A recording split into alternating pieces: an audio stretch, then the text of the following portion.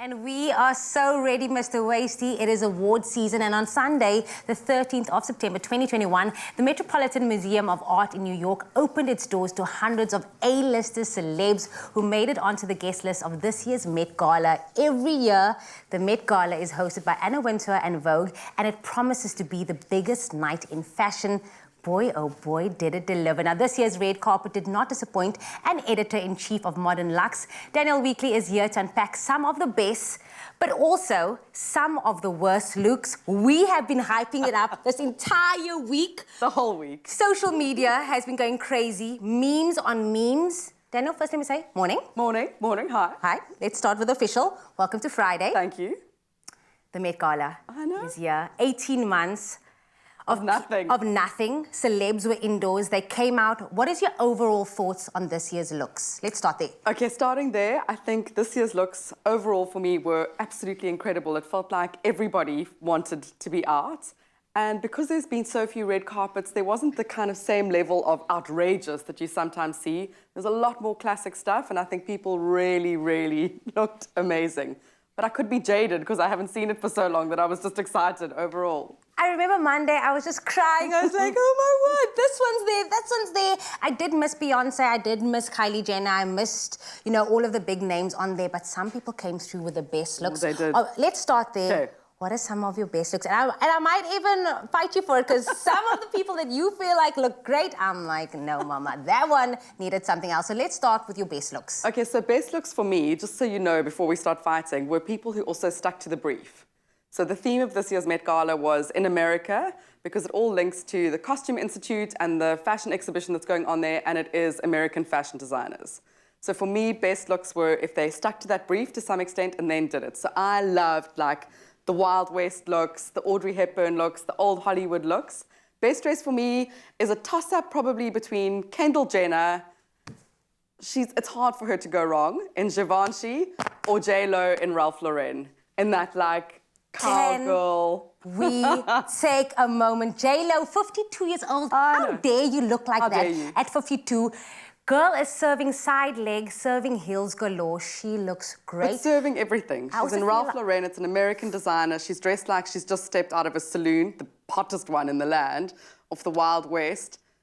She looks spectacular. Don't be fooled by the rocks that she got. She is still J-Lo from the block. Hello, everybody. But yes, let's talk about Kendall Jenner as well. She slayed. And I almost felt like, you know, with these looks, everyone was kind of doing this naked look. There was a lot of naked. Yeah. And I get it. If you have a hot body, if you work out, you want to show it off. Obviously, 18 months of not being in sweats. You want to show it all out. Like, this is what I ate. I was doing all of this. But she looked beautiful. The neckline. She's also a supermodel, so it is. It's hard for her to look bad, but she really did look spectacular. And it is that Givenchy dress that she's wearing was meant to be an ode to Audrey Hepburn and My Fair Lady. So it kind of had that sort of knockback to American fashion, loosely.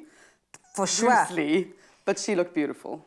What about Gigi Hadid? I wasn't feeling this look, okay? So Gigi... That black and white column dress is beautiful. So she's wearing Prada. It also was a knock-on to Audrey Hepburn. So I think Audrey Hepburn allowed for a lot of celebrities on the red carpet to wear something beautiful and not look too outrageous or too dressed up. Again, it's hard for her to go wrong, but I thought it was a little bit boring, but a beautifully structured dress. We also had a take on the Statue of Liberty with Emily Blunt. Yeah, I love those. I mean, Amanda Gorman in her blue frock, I'm just mad about her. She's the poetess who opened the inauguration, the presidential inauguration. Emily Blunt looked beautiful as the Statue of Liberty. Yeah, that's the thing for me. It's like everybody, for me, everybody overall really looked beautiful. Old Hollywood glam also. Yes, Billie Eilish, isn't that amazing? Marilyn Monroe. I actually thought it was someone else. I didn't think it was Billie Eilish. I said, who is this? I thought it was Lady Gaga for a moment. And then she did a bit of a 360 turn. Yeah.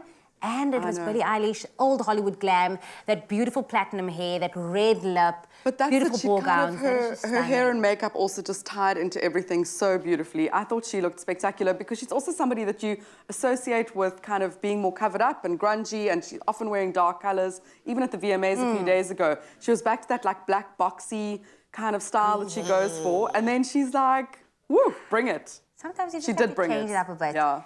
We have to go there. There was people that obviously didn't go all the way glam. They went to a horrible fail. And let's talk about the worst looks, because there are some, unfortunately, A-listers.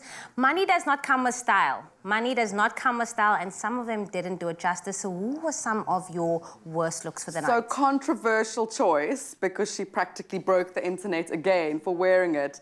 But Kim Kardashian in the Balenciaga full face mask did not do it for me.